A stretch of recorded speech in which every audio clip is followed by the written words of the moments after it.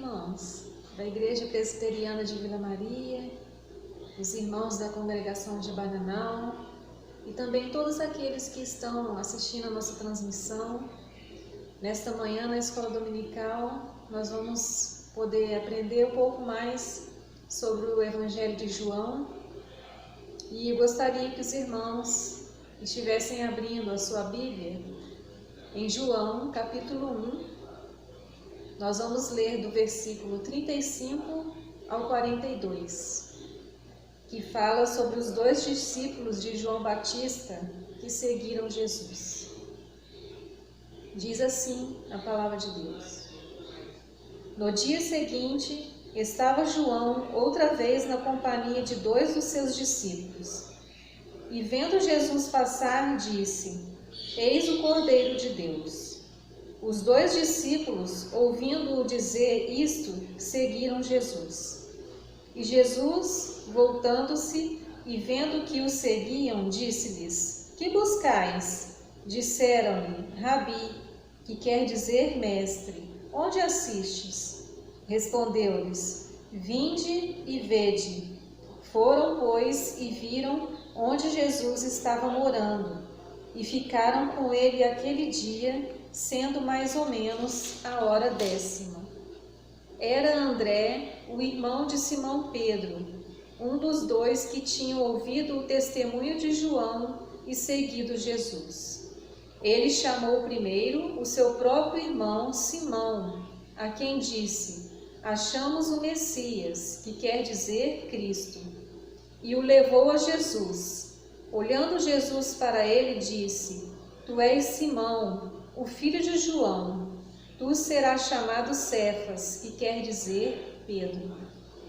Um dia nós também fomos encontrados por Jesus, através da sua palavra, e fomos escolhidos para servi-lo. Dessa mesma forma, nós também temos que anunciar o amor de Jesus para as pessoas que estão ao nosso redor, nossos familiares, nossos amigos, quem estiver ao nosso lado. Amém? Nós vamos estar orando agora, pedir para que Deus esteja iluminando o pastor Edivaldo, que vai trazer o estudo desta manhã na Escola Dominical, que possamos aplicar em nossas vidas, no nosso dia a dia, e crescer cada dia mais para fazer a obra do Senhor. Oremos. Senhor, muito obrigada por mais esse dia, obrigada por mais essa Escola Dominical. Que o Senhor nos dá esse presente, Senhor, de podermos estudar a Tua Palavra e aprendermos dela. Que o Senhor venha, ó Deus, nos ajudar a fazer a Tua vontade, obedecer o Senhor, obedecer a Tua Palavra, pregar o Teu Evangelho, falar do Teu amor para as pessoas que estão ao nosso redor, sejam através de palavras, de atitudes e do nosso viver diário. Ó Deus, nos abençoe, que possamos ter um dia abençoado pelo Senhor. Ó Deus, fazendo a Tua vontade, fazendo o Teu querer. É a oração que fazemos a Ti em nome de Jesus. Amém. Que possamos tirar um bom proveito do estudo de hoje. Bom dia, amada igreja. Hoje nós vamos engrandecer o nome do Senhor juntos e é muito bom poder fazer isso. E hoje nós vamos cantar Romanos 11:36. Para você que não está conseguindo lembrar, eu estou aqui com a nossa palavra de Deus e nós vamos cantar, porque dele e por meio dele e para ele são todas as coisas, a ele pois a glória eternamente. Amém. Toda a glória deve ser dada ao nosso Senhor e hoje nós vamos fazer isso juntos. Coisas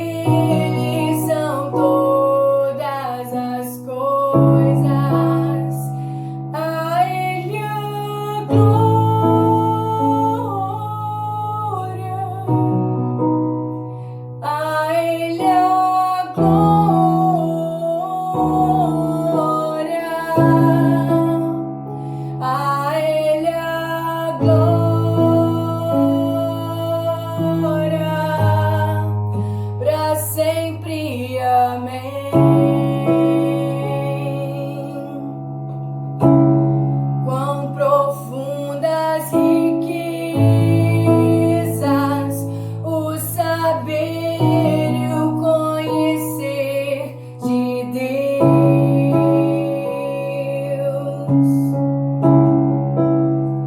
Quão insondáveis seus juízos e seus caminhos.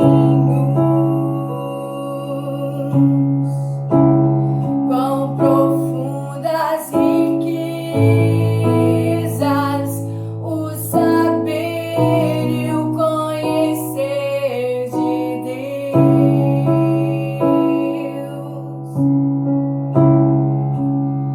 Quão insondáveis seus juízos e seus caminhos. A Ele a glória,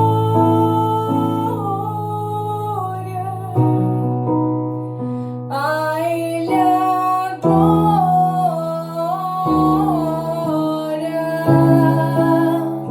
a Ele a glória, para sempre. Amém.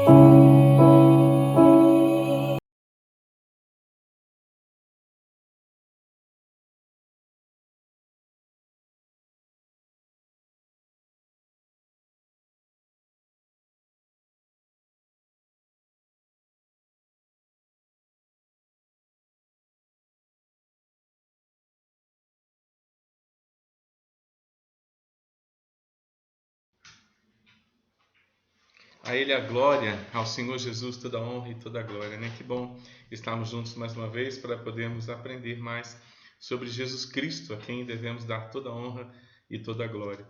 Depois do estudo de hoje, esse cântico vai fazer um pouquinho mais sentido para nós, né? Porque Jesus é digno de receber toda a nossa honra e toda a nossa glória, porque Ele pagou o preço ali na cruz, Ele encarnou por nós, Ele viveu por nós, Ele ressuscitou por nós, Ele reina por nós. Jesus tem um carinho muito grande por nós e que nossa vida seja completamente carinhosa também em relação a Jesus Cristo. Queria convidar você a fechar seus olhos, nós vamos orar, nós vamos falar com Jesus e vamos depois estudar o Evangelho de João. Oremos, pois. Paizinho, nos ilumina nesse momento, Senhor, nos dando sabedoria para que, contemplando, Deus, tua soberania, possamos te amar mais e mais, te servir com muita satisfação no coração, ó Deus, sermos santos, ó Deus, para a glória do teu nome. Obrigado pelo teu amor, obrigado pela tua graça, obrigado pela tua misericórdia, obrigado, Pai, por estarmos juntos, ó Deus, para a glória do teu nome, Senhor. No nome de Jesus oramos. Amém. Vamos estudar hoje o Evangelho de João, né? Jesus, o Cristo, o prometido, né? O Filho de Deus, o próprio Deus, aquele que tem um plano, aquele que se revela, aquele que está conosco, né? Nos dá a graça de podermos viver e glorificar o seu nome, né? Que possamos então fazer isso, né? Capítulo 1, versículo 18 de João diz assim: ninguém jamais viu a Deus, o Deus unigênito que está no seio do Pai. O Deus unigênito que está no seio do Pai é quem o revelou. João capítulo 1, versículo 18, né? Nos diz que ninguém jamais tinha condições e capacidade de ver ao Senhor.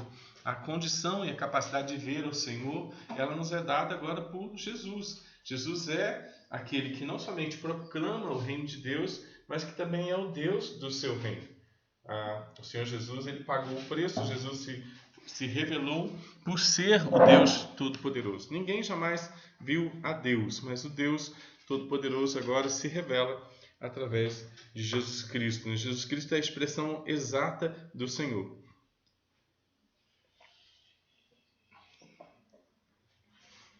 É interessante essa definição, né? Porque se a gente começar a pensar nos outros evangelhos, os outros evangelhos acabam revelando para a gente, definindo para a gente sobre o Deus do reino, o reino de Deus. Mateus, Marcos e Lucas revelam para a gente sobre o reino de Deus. Agora João, ele não vem revelar o reino de Deus. João vem revelar o Deus do reino. Interessante que a semelhança de Lucas, a gente poderia dizer, né, segunda epístola de Lucas, e falar de João, né? Lucas oferece o reino de Deus, oferece Jesus de uma maneira bem interessante, né? Mas agora o Evangelho de João, ele fala de Jesus como sendo o próprio Deus. Mateus, Marcos e Lucas revelam o reino de Deus, João revela o Deus do reino. Ninguém jamais viu a Deus, mas o Deus unigênito, né? Toda a essência, né, que está no seio do Pai, toda a essência do Pai é revelada agora através de Jesus, é revelada na pessoa de Jesus Cristo, né? O Jesus encarnado e também o Jesus crucificado, aquele que, como Cordeiro de Deus, né, aí essa semelhança agora justificando, né, o Cristo, né, toda a revelação de Deus no Antigo Testamento, né, tudo aquilo que Deus tinha para nós do Antigo Testamento está revelado em Jesus. O Cordeiro de Deus é também crucificado, aquele que, como Cordeiro de Deus, tira o pecado do mundo, essa incapacidade de sermos de Deus, essa incapacidade de adorarmos a Deus, essa incapacidade de darmos a glória a Deus, ela é arrancada pelo Deus do reino.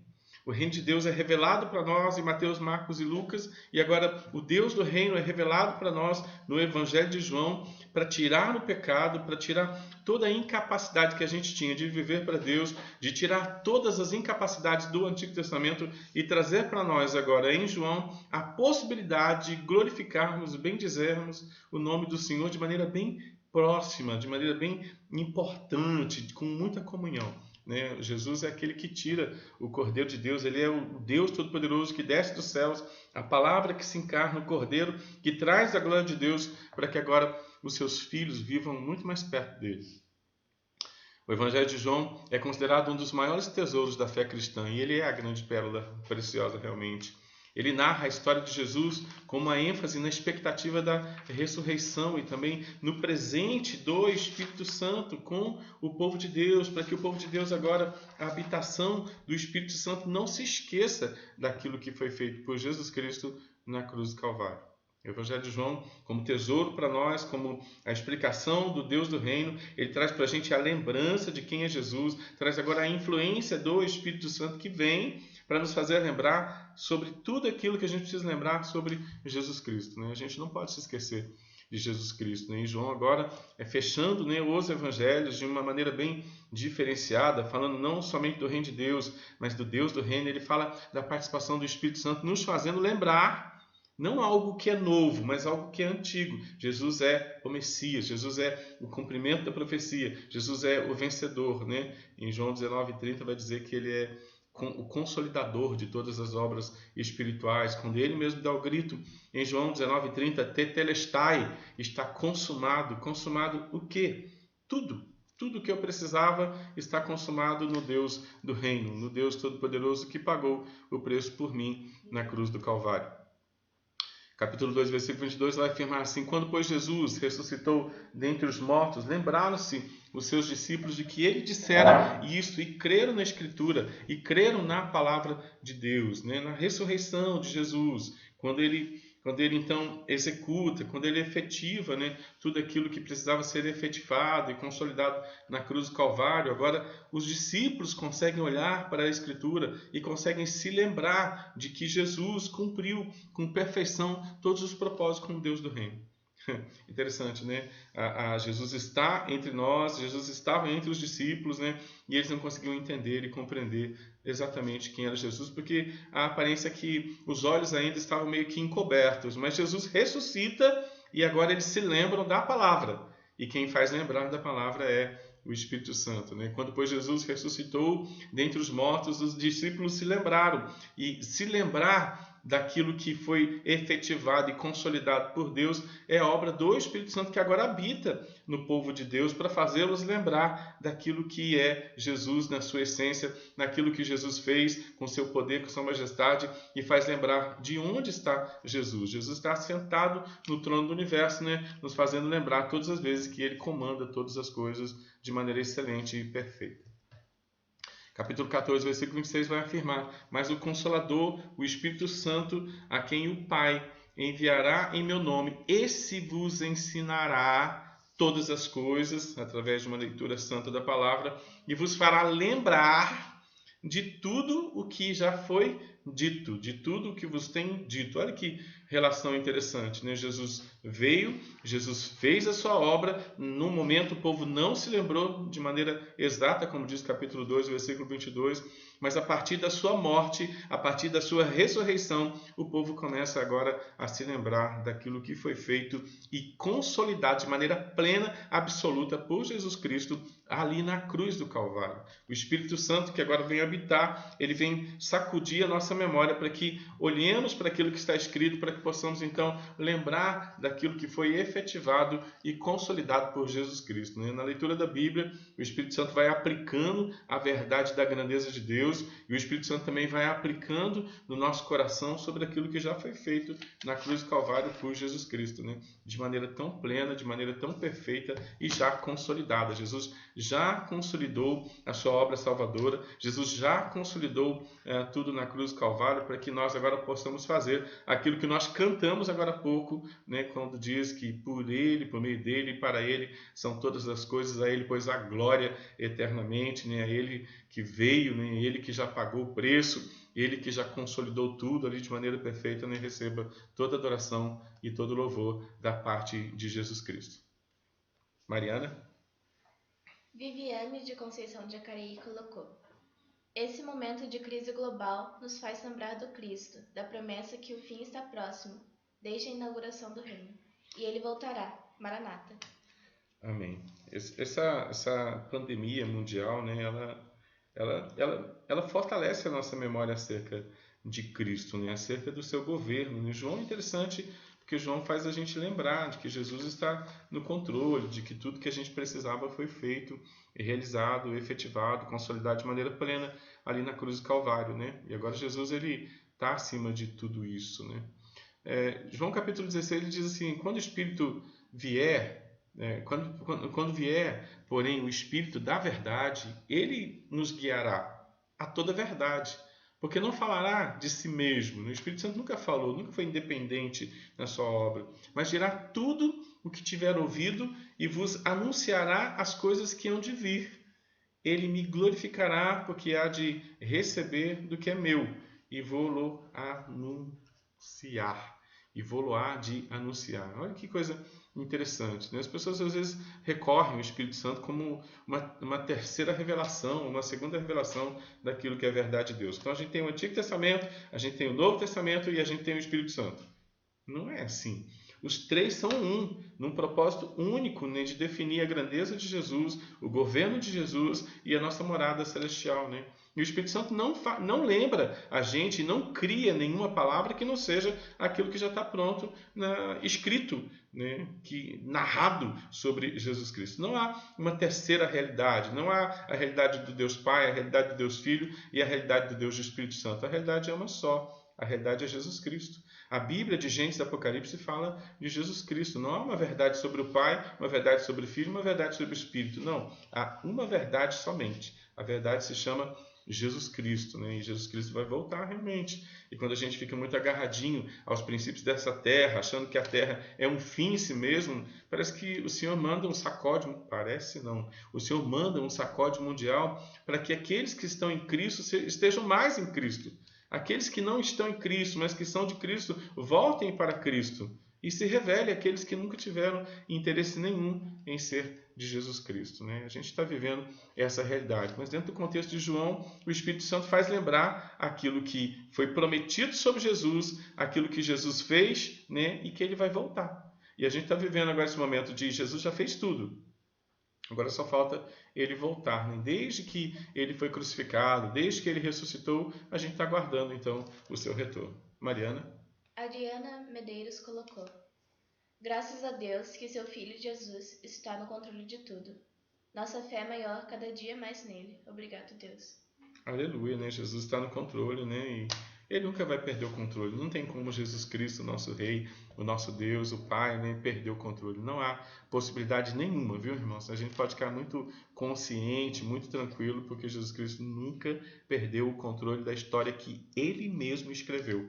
Então, quando a gente for orar, quando a gente for agir, e até quando a gente for adorar, é bom a gente lembrar, Jesus Cristo escreveu uma história, e essa história está acontecendo do jeito que ele escreveu, ele já consolidou a obra da salvação, e o que ele requer da gente é adoração, santificação, celebração, enquanto a gente aguarda a sua volta definitiva, né? A gente está fazendo assim? João vem lembrar a gente, né? O Evangelho de João vem nos lembrar que Jesus Cristo já fez tudo que nós precisávamos. Jesus Cristo é o Deus do reino. Não somente traz o reino de Deus, mas Ele é o próprio Deus do reino. Ele é o grande Senhor do universo e o Espírito Santo vai lembrar a gente todo dia. Esse estudo de hoje tem como propósito nos lembrar de quem é Jesus. Jesus é o Cristo, o Filho de Deus, o Todo-Poderoso. E João agora escreve isso para garantir os cristãos a veracidade daquilo que eles estavam crendo. Mesmo com as rejeições, mesmo com as perseguições, os leitores agora precisavam estar certos de que por meio de Jesus, da encarnação, o Senhor é plenamente conhecido e o seu amor agora é inteiramente declarado. Olha que coisa interessante. Temos mais uma participação, Mariana? Pode falar. Diácono Rogério colocou: Ô, Rogério, bom dia. Eu encontrei teus altares, Senhor dos exércitos, Rei meu e Deus meu. Ô, Rogério, é engraçado, né? Eu encontrei teus altares, Senhor, Deus meu e Rei meu, né? Essa é a grande realidade da alma, né? A gente encontrou tudo que a gente precisava para a gente adorar, a gente encontrou tudo que a gente precisava para ser feliz, pleno, né? A gente encontrou o amor, né? O amor. Deus amou o mundo de tal maneira que entregou seu Filho para que todo aquele que nele crê não pereça. Perecer emocionalmente, perecer espiritualmente, perecer estruturalmente, socialmente, etc. O Senhor é aquilo que faz a gente não perecer. Né? E essa mensagem é muito gostosa e muito interessante. Né? Tem mais participação?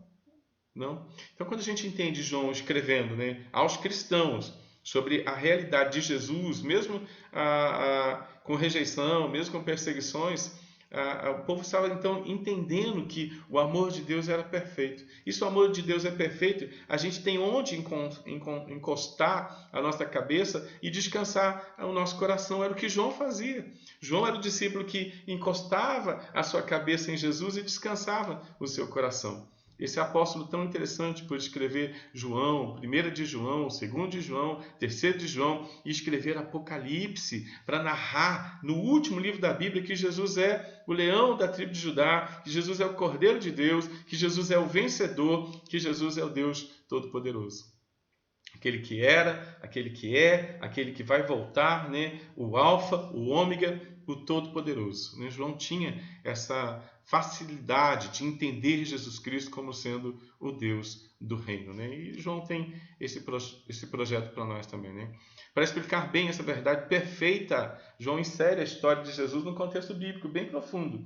O Jesus que se fez carne, ele é a palavra, ele é o verbo presente com Deus desde o início e responsável pela criação e também o próprio Deus. Né? Olha o que diz o capítulo 1, os 4 primeiros versículos. No começo, no início, no princípio, assim como no livro de Gênesis, quando você abre o capítulo 1, no início era o verbo, era uma palavra. A palavra estava com Deus. Agora olha a afirmação de João, no primeiro versículo de João. O verbo era o próprio Deus. Estava no princípio com Deus, sendo o próprio Deus. Todas as coisas foram feitas por intermédio dele. E sem ele, nada do que foi feito se faria, se fez. A vida estava com ele e ele era a luz dos homens. O verbo estava no mundo. O mundo foi feito por intermédio dele, mas o mundo não o conheceu. Olha que informação interessante. No primeiro capítulo, né? no primeiro capítulo define Jesus Cristo, assim como Apocalipse, João usa a mesma estrutura. No capítulo 1 ele define quem é Jesus. Mas ele define agora Jesus não do Antigo Testamento, no sentido daquele que viria e que seria o Deus da terra. Mas ele define Jesus Cristo agora governando, como Jesus governa, no primeiro capítulo de João, no primeiro capítulo de Apocalipse. E depois você dá uma procurada lá, assim, vou ler o primeiro capítulo de Apocalipse, você lê o primeiro capítulo da Bíblia, Gênesis 1, você lê João capítulo 1, e aí você lê o último livro da Bíblia, você vai ver Jesus. Na verdade, não tem um livro da Bíblia que você não consiga enxergar Jesus, porque Jesus é, presta atenção, o assunto da Bíblia. assunto de Gênesis a Apocalipse é Jesus. De Gênesis a Malaquias, Jesus viria. De Mateus até João, Jesus veio. Mateus vai contar que ele é o rei, Marcos vai contar que ele é o servo perfeito, Lucas vai contar que ele é um homem perfeito, né? E agora João vai dizer que ele é o próprio Deus. Que informação importante. O Deus Todo-Poderoso pisou essa terra, o Deus Todo-Poderoso governa o universo, o Deus Todo-Poderoso se importa com seus filhos, o Deus Todo-Poderoso está no controle da história, o Deus Todo-Poderoso requer a nossa glorificação, ele requer ser reconhecido por nós, o Deus Todo-Poderoso vai voltar para fechar essa história que ele mesmo desenhou, que ele mesmo planejou, e ele requer de seus filhos a glória, o reconhecimento, né, a adoração e a satisfação. O verbo estava no mundo, tudo foi feito pelo verbo, mas infelizmente tem um tempo em que o mundo desconhece isso, o mundo não o conheceu, o mundo tem buscado outros tipos de conhecimento, o mundo tem se empolgado com outros tipos de conhecimento, né? E o mundo precisa voltar-se para Jesus. A igreja de Jesus precisa se voltar para Jesus, para não ser uma igreja pós-Cristo, para não ser uma igreja misturada com tudo isto, uma igreja que tem vivido mais um padrão misto do que uma realidade espiritual de glorificar, de bendizer o nome santo de Jesus Cristo, né? Precisamos pensar nisso, meu irmão. Precisamos ser os agentes que reconhecem o Deus do reino e que vivem o Deus do reino e que pregam o Deus do reino no seu dia a dia, quando acordam, quando passam o dia, quando vão dormir, sejam mensageiros, sejam adoradores do Deus do reino, o Senhor Jesus Cristo. Mas o Jesus encarnado é também aquele que foi crucificado, aquele que, como Cordeiro de Deus, ele tirou o pecado do mundo para que a adoração agora tivesse continuidade. João também demonstra que o Filho de Deus encarnado é, de fato, o Messias judaico, que há muito tempo era esperado. Assim, Jesus irrompe no mundo, ele entra no mundo cumprindo toda a esperança judaica imaginável, ao mesmo tempo que assume a posição de salvador deste mundo, visto que ele é o Filho de Deus vivo. O que ele concede é a vida, o que ele concede é a vida do próprio Deus, a vida eterna disponível agora para os seus filhos, né? Ele é a encarnação da verdade, ele é toda a verdade, ele é o próprio Deus que vem amar os seus filhos, né, de maneira muito prática, né, visível, né, para que seus filhos então agora compreendam a sua graça, compreendam o dinamismo do seu amor e vivam esse amor nas suas falas, nos seus sentimentos, nos seus pensamentos e nas suas ações, no seu jeito de conviver, no seu jeito de existir. Agora o povo de Deus existe para a glória dele, né? Nasceram para a glória dele, não compreendiam da sua glória, mas agora compreendendo da sua glória, vivem para a sua história, para a glória do Senhor. João entrelaça teologia e história, capítulo 1 até o versículo 18, né? Enquanto prepara o cenário da sua narrativa, que está dividido em 3 partes interessantes, né? Do 1 ao 6, do 7 ao 13 e do 14 ao 21. Então, a proposta para nós, né, é que nós vamos estudar João em 3 tempos, né? Nós vamos hoje estudar João do capítulo 1, capítulo 2, 3, 4, 5 e 6, que é bem gostoso, bem interessante, tem uma divisão bem interessante, né, onde o capítulo 1 narra sobre Jesus, depois o capítulo 2 fala das bodas de Caná da Galileia, onde tem o primeiro sinal, depois o encontro com Nicodemos, né, a missão do Filho, que Deus amou o mundo de tal maneira e Jesus veio. Jesus é a expressão do amor de Deus, Jesus é a expressão da encarnação do Deus Todo-Poderoso que desce, condescende, descer, estar com eles, né? O Deus transcendente, ou seja, o Deus eterno, lá do céu, ele vem ser imanente, vem estar junto com os homens. Isso é uma linguagem técnica, mas uma linguagem gostosa de entender. O transcendente, aquilo que está lá na eternidade, se torna imanente, vem estar na terra, por amor. Pensa, irmãos, um Deus todo-poderoso que deixa o seu trono para estar com pessoas pequenas. Eu assisti um desenho animado chamado Lucas, O Estranho no Formigueiro, né? E aí a gente, um desenho que você pode assistir com o seu filho e pode contar para ele, né? Olha só, o que Lucas fez, né? de descer no formigueiro para conviver com as formigas, foi o que Deus fez conosco, né? O Todo-Poderoso, né? O Senhor do Universo, desce para estar conosco, né, na terra e se tornar uma formiga, né? Comparação um pouco engraçadinha, né? O Pai, o Deus Todo-Poderoso, se torna homem para trazer para os homens a essência do seu amor, para explicar o quanto Ele ama, né? Deus, para explicar o quanto Ele nos ama, Ele se torna um de nós e dá aula para nós de amor.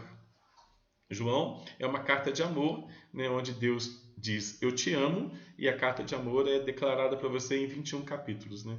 Você tem agora 21 possibilidades de entender cada capítulo, né, sobre o amor, sobre a dimensão da presença de Deus, sobre o amor sacrificial, o amor que ama vindo estar presente com você. Deus não amou somente de palavras, mesmo sendo o Todo-Poderoso, mas Ele vem morar conosco. Né? Então, a gente vai entender isso, capítulo 2 fala sobre isso. João 3, Jesus conversa com a religião. No João capítulo 4, ele vai conversar com uma samaritana, uma rejeitada naquele tempo, e faz o segundo sinal curando o filho de um oficial do rei. No João capítulo 5, ele cura um paralítico que estava há 38 anos paralítico, que não tinha intenção nenhuma de ser curado, porque não queria lidar com seus pecados antigos, não queria lidar com a sua vida emocional. Ele não tinha forças de lidar com seus pecados antigos, ele não tinha força nenhuma de lidar com a sua vida emocional, ao ponto de Jesus perguntar para ele, você quer realmente ser curado? E há 38 anos aquele homem doente, com uma doença emocional, uma doença espiritual, ele não queria ser curado porque ele não tinha base e condições para ser curado. Mas naquele encontro com Jesus Cristo, ele é curado. E depois Jesus agora vai tratar também com a multidão. Jesus faz o quarto sinal, dá pão e peixe para a multidão vibra com o quarto sinal. Jesus anda por sobre as águas para dizer que ele é o dono do universo. Interessante que no capítulo 1 de Gênesis, o Espírito está andando, pairando por sobre as águas, e no capítulo 6 de João, Jesus é que está andando e pairando por sobre as águas. Isso é para nosso aprendizado, isso é para fortalecer a nossa fé, é para fortalecer a convicção de que Jesus está no controle. Jesus se manifesta como Filho de Deus aos seus discípulos, no capítulo 1 até o capítulo 2, que veem agora, assim, a sua glória e agora podem crer em Jesus Cristo. Eles contemplam a glória de Jesus e passam a crer. Ele é revelado ao mundo a partir do capítulo 2, versículo 13, né? Estando próxima à Páscoa dos judeus, subiu Jesus agora para Jerusalém como Messias, como Filho de Deus, como Deus Todo-Poderoso, como aquele que estaria em Jerusalém, pagaria o preço em Jerusalém pelo seu povo eleito. João demonstra essas verdades sobre Jesus, contando a história no cenário das festas judaicas. Em toda a festa, quem estava lá? Jesus Cristo. Cumprindo o quê? A realidade que todas as festas judaicas foram feitas para adorar o Jesus Cristo, o Rei Todo-Poderoso, o Deus do Universo. Né? Então, o cenário das festas judaicas, onde o Filho de Deus age, onde ele fala de maneira que cumpre as ricas expectativas messiânicas reveladas até mesmo através das festas dos judeus. Essas expectativas são reveladas lá na Páscoa, né, quando se cumpre o sábado, na festa dos tabernáculos, na festa da dedicação que fala dos macabeus, né, quando eles conseguem rededicar, né, o templo ao Senhor, porque eles resistem a Antíoco Epifânio, né, no tempo deles, e o preparo para a última Páscoa. Quando a gente olha João, a gente está lidando com o Evangelho, né, que tradicionalmente foi escrito por ele. Né, e a gente falou que ele escreveu não somente a carta de João, mas ele também escreveu o 1 de João, o 2 de João, o 3 de João e escreveu o Apocalipse. A essência dessas cartas é o amor de Deus, né, a grandeza de Jesus, né, o Deus Todo-Poderoso. Não é citado pelo nome nos escritos do Evangelho, não tem o nome dele, mesmo sendo ele um importante personagem do Novo Testamento, mesmo sendo ele o melhor amigo de Jesus, ele não se importa, né, de colocar o nome dele no Evangelho de João. A referência ao discípulo, a quem Jesus amava em textos como 13:23, capítulo 19, capítulo 20, 21, tem sido entendido então como relacionado ao próprio João, assim como a citação final no capítulo 21, versículo 24. Esse evangelho foi aceito rapidamente na formação dos livros do Novo Testamento pelos historiadores, pela igreja, pelo fato de reconhecer então a autoridade de João como homem que realmente experimentou e viveu o amor de Jesus, tema também tratado em todas as suas cartas. Mariana. Diácono Rogério. Rogério. Bem-aventurados os que habitam em tua casa, louvam-te perpetuamente. E o Helder colocou: o apóstolo João escreveu suas experiências de vida e intimidade com Jesus, mas antes dele morrer, ele e os outros apóstolos ainda não haviam enxergado plenamente o Cristo como o próprio Deus. Mas Jesus nos deu a graça de seu Espírito para entendermos que somos eleitos e justificados pelo sangue. João entendeu que realmente Jesus é Deus e que ele nunca vai perder o controle da nossa história. Isso tem que trazer paz ao nosso coração. Saber que Jesus é o governo de tudo.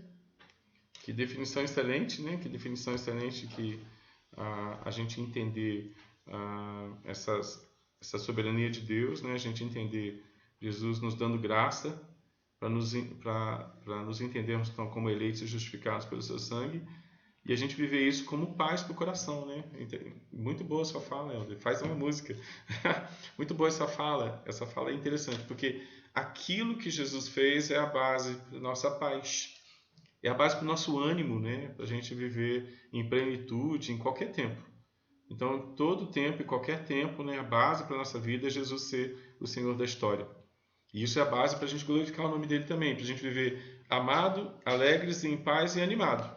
E se a gente entende isso que às vezes a gente não entendia, não tem problema se antes a gente não entendia, mas a partir do momento da compreensão, a gente mesmo precisa se cobrar mais em relação à grandeza de Jesus Cristo, a grandeza do seu sacrifício, a grandeza do seu amor e, olha, a grandeza da sua divindade. Porque é inquestionável para nós, os cristãos, que Jesus tem o domínio do universo, inclusive da situação ou qualquer situação que a gente esteja passando, né? Hoje a gente passa por essa situação mundial de crise, amanhã vem outra, depois de amanhã vem outra. A gente está desentubando deste mundo para olhar a realidade espiritual, desentubando dessas realidades, né? Para nos entubarmos então nas realidades espirituais. A partir do momento que a gente está entubado em Cristo, a gente sabe como viver tudo isto. Né? Dá uma frasezinha, virou até um versinho. Né? Quanto mais eu estou entubado em Cristo, mais eu tenho capacidade de viver tudo isso. Né? Eu estou vivendo na terra, eu não sou da terra. João 17, né, vai afirmar isso. Eu não sou daqui.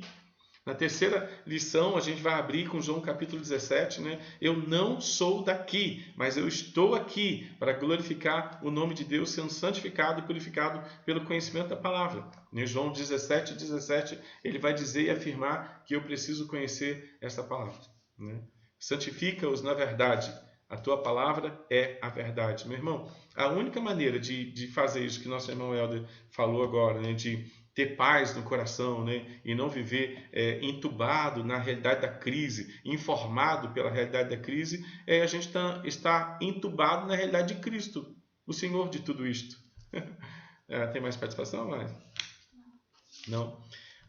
João foi escrito em 85 a 90, o último evangelho escrito, né? Lá em Éfeso. Olha que interessante, né? A segunda carta aos Efésios, né? Lucas escreveu a primeira para os gregos, né? Para o Teófilo. Agora João escreve a segunda. A linguagem de Lucas é uma linguagem bem técnica, bem interessante, falando do reino de Deus. A linguagem de João é uma linguagem bem fácil de entender, falando do Deus do reino.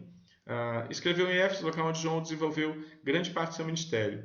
Os receptores, em sua maioria, cristãos gentios, moradores de Éfeso e arredores, gente bombeada e golpeada pela filosofia grega. Ok, irmãos? Há ênfase na época em que esse livro foi escrito, muitas heresias gnósticas contrárias à fé verdadeira acerca da divindade de Jesus estavam sendo ensinadas. Falsos profetas estavam negando a encarnação e o significado salvífico da morte e ressurreição de Jesus Cristo e, consequentemente, negavam a transformação pessoal que atingiu aquele que recebia, negava a transformação pessoal que atingia aquele que recebia essa salvação em Cristo Jesus. O próprio autor escreve o propósito deste evangelho, né? Capítulo 20, versículo 31. Estes, porém, foram registrados para que creiais que Jesus é o Cristo. Olha que linguagem parecida com a linguagem de Lucas a Teófilo, né? Isso que está registrado, né, foi registrado para que você creia que Jesus Cristo é o cumprimento do Antigo Testamento, que Jesus Cristo é o Filho de Deus, e para que, crendo, tenhais vida no nome de Jesus. O propósito é sempre o mesmo, né? Conhecer Jesus Cristo, né? E se realizar no conhecimento de Cristo. O propósito é sempre o mesmo, para que o conhecimento de Jesus, a soberania dele, traga amor, alegria, paz, traga ânimo, encha as nossas atitudes de graça, encha os nossos pensamentos de graça, nos dê fé, nos dê mansidão e nos dê domínio próprio, para que no meio de toda a confusão deste século possamos ter mensagem clara, evidente de que há um Deus governando a história, né? Uma pergunta antes da gente caminhar, né? Nossas atitudes, nossos pensamentos, nossas falas, a visão de amor, alegria, paz e ânimo já dignifica e define para as pessoas que convivem conosco que há um Deus governando essa história? Isso é uma mensagem para o meu coração, mas isso também é uma mensagem para o seu coração. Essa é uma mensagem de João, né? O Senhor Jesus, ele é aquele que governa a história. Quando a gente olha Jesus no Evangelho de João, a gente vê três coisas interessantes. Primeiro, ele é a palavra. Ele é o cumprimento da palavra. Ele é a própria palavra que deve ser pregada. Ele é o Cordeiro de Deus que tira todo o empecilho, chamado pecado, chamado diabo, chamado carne da vida do Filho de Deus. Ele é a expressão exata daquilo que a gente precisa conhecer de Deus. Jesus é o eterno Logos. Ele é apresentado no capítulo 1, do versículo 1 ao 18, como o Logos eterno, né? Ele é a encarnação, ele é a palavra, ele é o verbo, ele é o próprio Deus. O verbo, a palavra, ou seja, o único que pode revelar o próprio Pai. Ele pode fazer isso porque, como filho, ele compartilha da mesma divindade do Pai. Ele foi quem fez o universo, ele é quem supre as necessidades dos israelitas do deserto e agora também traz água e pão espiritual para eles. Resumindo, Jesus é um com o Pai. Ele é o grande eu sou. Jesus é o próprio Pai. E ele vai responder isso para Filipe no capítulo 14. Eu sou o Pai. Ele também é o Cordeiro de Deus, né? E essa ideia é bem interessante. Ele pagou pelos preços. Ele é o Cordeiro último do sacrifício. Jesus, em João, é o Cordeiro de Deus que entregou a sua própria vida pelo seu povo. Embora ele tenha morrido por eles, Jesus não os abandonou. Antes de morrer, Jesus prometeu estar sempre com o seu povo, através do seu Espírito Santo, que habita o coração, treinando o seu povo a estar glorificando, bendizendo o seu Pai, o seu Deus, através do conhecimento da Bíblia. E esse traria agora paz e ensinaria todas as coisas. Olha que interessante, né? O Espírito Santo, né, que deixado por Jesus, tem o projeto de narrar para o nosso coração sobre a excelência de Jesus. O Espírito Santo não é um projeto de trazer novas línguas, o Espírito Santo não é um projeto de trazer novas doutrinas, o Espírito Santo é um projeto de habitar em mim para que eu me lembre de que há algo superior a mim todos os dias e que eu possa então me voltar para a palavra escrita de Deus, conhecer a palavra escrita de Deus e encontrar no conhecimento de Deus o verdadeiro amor, a verdadeira alegria, a verdadeira paz, o verdadeiro ânimo, ser cheio de fé, ser cheio de mansidão, ser cheio de domínio próprio, para que a minha vida seja para a glória de Jesus Cristo. Que coisa interessante, né? Que coisa maravilhosa, né? A gente poderia parar para glorificar o nome de Jesus agora, dizendo que Ele é santo, santo, santo, e que Ele merece realmente toda a nossa glória, porque dele, por meio dele e para ele são todas as coisas, a ele, pois, a glória eternamente. Amém. Né? Ele é a expressão da glória de Deus, assim como Lucas, que também escreve para os gregos, João mostra Jesus amando o seu povo, estando juntinho deles, ensinando as verdades do reino de Deus, ensinando agora as verdades do Deus do reino, juntinho com o seu povo.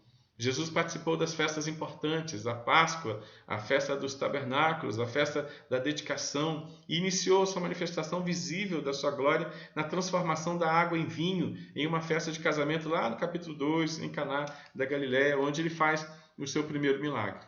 Muitos outros sinais e prodígios foram feitos, e nem todos foram registrados por João. Mas como ele mesmo escreveu lá no finalzinho, esses sinais foram feitos para que o povo cresce em Jesus como Filho de Deus, como expressão exata de Deus, como a fonte da vida, e não somente como um operador de milagres, não somente como aquele que traz somente sinais e maravilhas, mas aquele que traz para o coração a convicção da eternidade. O Heide vai dizer no seu livro, Meditações do Evangelho de João, assim: a manifestação da glória de Jesus estava relacionada à glória de Deus no Antigo Testamento, a qual era vista através dos vários acontecimentos milagrosos. Né? Então, quando a gente olha para Jesus, né, fazendo a obra dele no Novo Testamento, a gente lembra de toda a espiritualidade, toda a grandeza, todo o poder e majestade e soberania de Deus no Antigo Testamento. Até que Jesus mesmo diga assim, vocês estão vendo tudo que foi feito pelo Pai no Antigo Testamento? Daí a gente, em João, a gente vai dizer, estamos vendo sim. Ele faz, então, sou eu.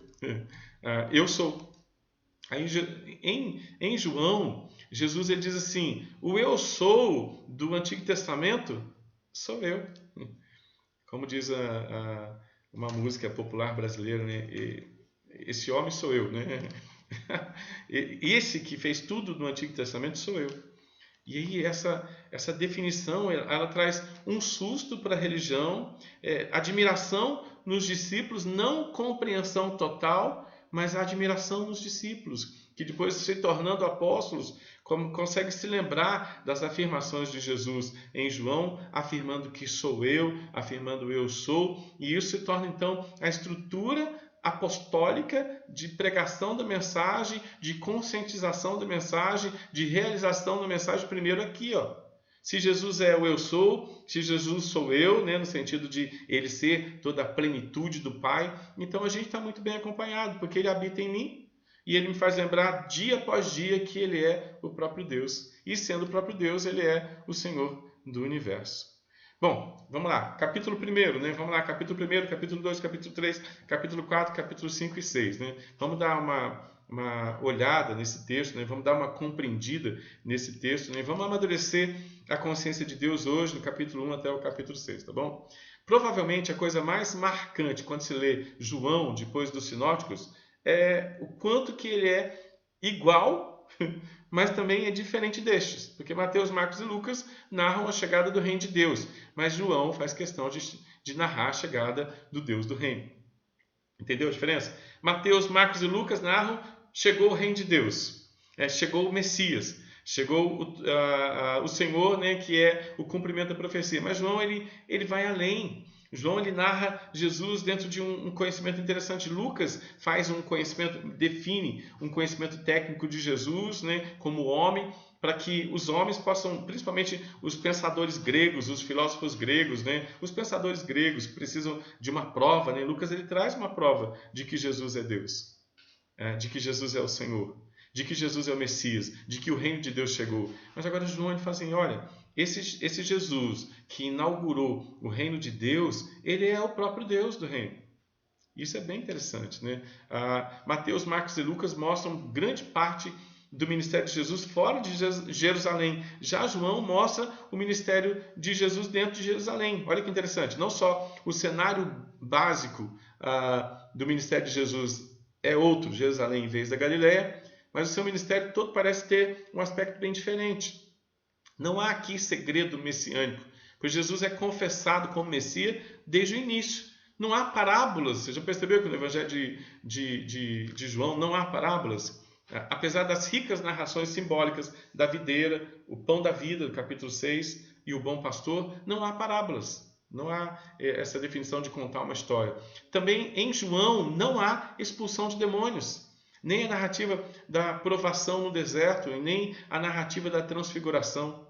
O contexto da última ceia, nos capítulos 12 a 13, ele é rico em detalhes. Ele mostra Jesus lavando os pés dos discípulos e mesmo diante da traição, Jesus continua ensinando sobre o amor. Ao invés de colocar a ênfase no reino de Deus, a ênfase está agora no Deus do reino, no próprio Jesus, a vida que concede agora a vida eterna.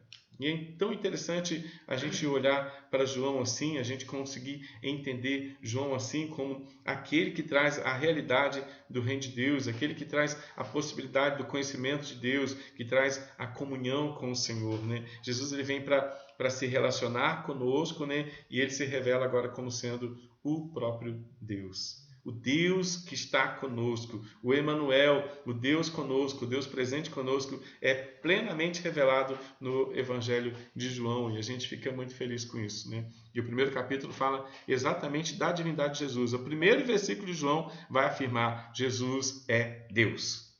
Primeiro versículo, primeiro capítulo, capítulo 1, versículo 1, ele vai afirmar para que a gente possa entender. João não esconde isso. João ele revela isso de maneira bem clara, né? É o último evangelho escrito lá nos anos 90, 85 a 90. Ele vai dizer: Jesus é o próprio Deus. Escrevendo não somente para os judeus, para tranquilizar o coração dos judeus, mas escrevendo também para os gregos, que tem uma definição diferenciada da divindade. Ele fala: Jesus é Deus. O Logos, né? E o Logos tem mais significado para o povo grego do que para o povo judeu, mas o Logos, né? A razão, tudo que a gente precisa é definida por Jesus, porque ele é o próprio Deus encarnado. A divindade de Jesus, capítulo 1, versículo 1 a 18. O início do livro é altamente teológico, faz uma ponte de ligação com o Antigo Testamento. Na verdade, Jesus ele é a explicação exata do Antigo Testamento. Ler João nos leva a pensar em Gênesis, capítulo 1. Jesus, o Filho de Deus encarnado, resplandece nas trevas, ele é a própria luz, e nos leva também para o último livro da Bíblia, no capítulo 1 também, o livro de Apocalipse, que faz uma narrativa maravilhosa de Jesus Cristo. Quem faz essa narrativa é o próprio João, porque João consegue visualizar e contemplar Jesus em toda a sua glória e narra Jesus de uma maneira perfeita, absoluta, que Isaías já tinha narrado também no seu capítulo 6. Okay? A sua vinda trouxe um novo começo. Além disso, em João, Jesus é o verbo, ou a palavra, né, no grego. A expressão exata da comunicação viva de Deus com o seu povo, em contraste com o silêncio dos deuses gregos. Né? O Logos, para os deuses gregos, né, para os gregos, né, fala de um Deus que está longe, né? Mas Jesus não. Jesus é um Deus que está junto, que está presente, é o Emmanuel. Neste início, João leva seus leitores a uma profunda consideração sobre a divindade de Jesus. A expressão logos, ou palavra, ela está repleta de significado para os judeus, mas também repleta de significado para os gregos. Para os judeus, pois eles estavam acostumados com o termo no Antigo Testamento para indicar a personificação da sabedoria de Deus e até mesmo indicar o próprio Deus, conforme os escritos do período intertestamentário, entre os testamentos, os 400 anos entre o Antigo e o Novo Testamento. Esse é um assunto para a gente estar estudando também posteriormente.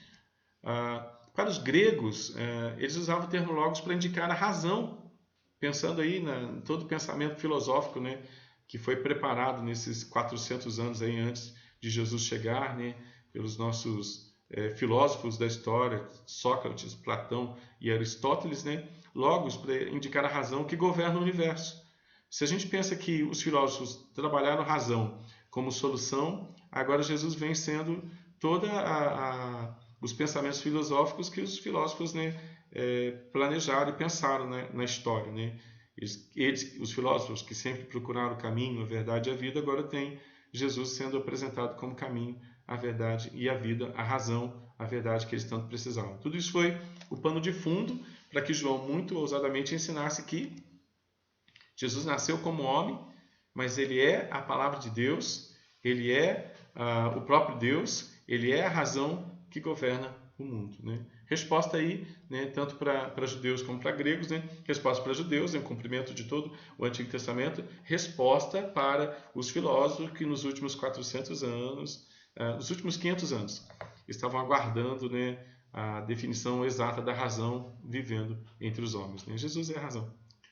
Então, para os leitores gregos, para os leitores judeus, né, tudo se cumpre em Jesus. Jesus é o significado. Se Lucas escreve preparando o coração dos judeus, né, para entender a razão através de Jesus, né, João escreve que a razão veio morar com eles. E a razão pode morar no coração deles, né, e suprir todas as necessidades que eles têm, né, em termos de amor, né, não mais um amor platônico, mas um amor claro, evidente, morando entre eles, né, em termos de alegria, procurando alegria em tantas outras coisas. Jesus é a solução da alegria. Em termos de paz, né, não a ausência de conflitos, né, mas a ausência de guerra espiritual contra Deus, e ânimo para viver, né? Tanta gente precisando de ânimo, tanto no tempo dos judeus, no tempo dos gregos, e nos tempos de hoje, nos tempos modernos, o povo precisando de um logos, precisando de um significado, precisando de uma razão para continuar a sua existência, né? E agora se encontra toda a razão, todo o significado em Jesus. Não há outra razão para animar e nos trazer o sentido de amor, alegria, paz e ânimo, senão Jesus Cristo. E Jesus Cristo explicado por Mateus, Jesus Cristo explicado por Marcos, por Lucas e por João, agora definindo que ele é tudo o que a gente precisa. Ele é a razão que governa o mundo. Ele é não somente o reino de Deus, mas ele é o Deus do reino. Ele não é simplesmente a palavra de Deus, mas ele também é o Deus da palavra. Participação, Mariana. Isabel colocou: É Isabel? Oi, Isabel. Porquanto nele, Jesus, habita corporalmente toda a plenitude da divindade. Colossenses 2:9. E Colossenses 2:9 é tão explicado, né, em João. Jesus é a plenitude da divindade, né? Jesus é tudo que a gente precisa entender sobre divindade no sentido mais pleno da palavra, né? Ele é o Logos, ele é a verdade, né? Boa a participação da nossa irmã Isabel, que está aqui na minha frente. Ok. Toda essa grandeza, toda essa verdade, né, toda essa revelação estava agora próxima do povo, juntinho do povo. E não somente ou exclusivamente do povo judeu, mas expandido também para aqueles que, conforme a vontade de Deus, se tornariam seus filhos. A verdade não é uma verdade agora presa, né, para um povo. A verdade agora é uma verdade que deve e pode ser expandida para os povos que vão entender essa linguagem também na realidade deles. Se o Logos para o povo judeu é a realização e a consolidação de toda a necessidade que eles tinham do reino de Deus, do Deus do reino, se estabelecer para eles, os gregos também, toda a sua busca pela razão, encontram, né, solução na pessoa de Jesus. É interessante a gente dizer que todos os povos gentios estão aguardando Jesus no seu contexto de necessidade. E a gente tem a verdade. Quando a verdade faz sentido para mim, essa verdade que faz sentido para mim vai fazer sentido para as outras pessoas. Porque a gente vai poder dizer, Jesus é a realidade que me supre. Jesus é tudo o que eu precisava. Jesus é o meu amor, Jesus é minha alegria, Jesus é a minha paz, Jesus é o meu ânimo, Jesus é a minha busca, Jesus é que me dá mansidão, Jesus é que me dá fé, Jesus é que me dá domínio próprio. Se essa verdade já é verdade para mim, essa verdade começa a exalar nos meus olhos, na minha fala, na minha maneira de se comportar, nos meus pensamentos, nos meus sentimentos. Isso se torna, então, expansão do Evangelho de Jesus Cristo. Mariana. Micael colocou. Ó, Micael. Em João 1,14, João usa a linguagem do tabernáculo, dizendo que o Verbo veio habitar entre nós. Em Êxodo 29:45, lemos: E habitarei no meio dos filhos de Israel, e serei o seu Deus. É isso aí, Micael. Essa realidade, né, de Jesus tabernacular conosco, né? Isso é uma realidade muito gostosa, né? Porque a gente pensa, opa, o Pai veio habitar conosco. Sim, Jesus é a tabernaculação do Pai com aqueles que são filhos. Eu exagerei no termo, né? Tabernaculação, né? É a habitação, né? O estar presente, morando. Não como ele fez com Jacó, né? No seu Manaim, acampado do lado de Jacó. Ele é Emanuel, acampado dentro do seu povo. Jesus acampa dentro de você, através do seu Espírito, para você lembrar que ele é o dono da história, ok? Onisciente, dono da história. Ele é onipotente, o único poderoso na história. Meu irmão, presta atenção, Jesus é onipotente, isso quer dizer que ele é o único que tem poder. Jesus não divide o seu poder com nada e nem com ninguém. Ele é o único poderoso, daí o termo onipotente, né? Ele é quem onisciente, quem escreveu a história, e onipotente, o único que tem poder na história. Jesus não divide seu poder com igreja, Jesus não divide seu poder com potestades, com principados. Jesus não divide seu poder com governadores, com presidentes. Jesus não divide o seu poder, ok? Ele governa sozinho. E uma das coisas que a gente precisa entender como igreja é que Jesus está no governo do mundo, irmãos. A gente, como igreja, precisa adorar, glorificar, bendizer o nome do Senhor na consciência e que as nossas ações sejam todas pautadas no governo absoluto de Jesus Cristo. Eu gosto de falar sobre isso porque isso acalma o meu coração. E eu, como pastor, eu tenho que dizer para você que isso também deve acalmar o teu coração. A gente, quando olha para a história, quando a gente assiste os noticiários da história, quando a gente vê as coisas acontecendo perto da gente, quando a gente vê as coisas acontecendo com a gente, a primeira informação que a nossa mente deve trazer para a nossa realidade é: Jesus está no controle de tudo. O seu tempo é perfeito. Jesus é o Senhor do universo. Vou glorificar a Ele, mesmo que eu não entenda o porquê dessa situação toda. Eu tenho certeza e base bíblica para afirmar que o Senhor da história, o dono da história e que requer toda a minha glória é o Senhor Jesus Cristo. Se isso não acalmar o nosso coração, a gente está perdido. Isso tem que acalmar o nosso coração. De vez em sempre eu me pego num conflito dizendo: Senhor, é o Senhor mesmo dono da história? Ele diz sim. Quando eu leio as Escrituras, a palavra é sim, eu sou o dono da história. Quando eu contemplo a graça salvadora de Jesus, o Espírito Santo grita aos meus ouvidos: sim, o Senhor Jesus Cristo, onipotente, onisciente e presente, onipresente, Ele é o dono da história. Então, que isso acalme o coração dos filhos, né? Que dê à mente dos filhos tranquilidade, amor, alegria, paz e ânimo, e que dê a atitude dos filhos, né? Dê a atitude consciente aos seus filhos, uma prática muito consciente, adoradora aos seus filhos, né? A gente pode dizer: Senhor Jesus, eu sei que o Senhor é dono da história e que o Senhor sabe o que está fazendo na história que é sua. Tem mais participação? Não? Ok. Diferente de Mateus e Lucas, João trata a genealogia de Jesus baseada na sua própria divindade. O Verbo se encarnou e armou a sua tenda entre nós, né? No texto que nosso irmão Micael acabou citando, né? Parece até que ele estava lendo esse texto, né? Antes da gente, né? Diferente de Mateus e Lucas, João trata a genealogia de Jesus baseada na sua própria divindade. O Verbo se encarnou e o Verbo tabernaculou, armou a sua morada, a sua casa junto conosco. E onde que Jesus mora? Olha para o espelho lá, meu irmão. Onde que Jesus está morando hoje? Olha para o espelho. Jesus mora em você, meu irmão, através do Espírito. Jesus, ele requer que a nossa gratidão, o nosso reconhecimento e a nossa santidade seja baseada e fundamentada na existência dele, na certeza do seu domínio, na certeza da sua soberania. Onde que o Verbo mora? Em você, meu irmão. E onde que ele opera crescimento? Em você, meu irmão. Quando você abre a bendita Bíblia para saber agir, para saber orar e para saber adorar. A Bíblia me ensina a agir, a Bíblia me ensina a orar e a Bíblia me ensina a adorar. Quando eu não leio a Bíblia, eu não sei agir. Quando eu não leio a Bíblia, eu não sei orar. Quando eu não leio a Bíblia, eu não sei adorar. Eita! Quem ama Jesus, ama a Bíblia. Quem ama Jesus, lê a Bíblia. Às vezes você pergunta para a pessoa: está lendo a Bíblia? Você, não estou lendo a Bíblia não, mas eu estou orando. Meu irmão, você vai orar o quê? Você vai agir o quê?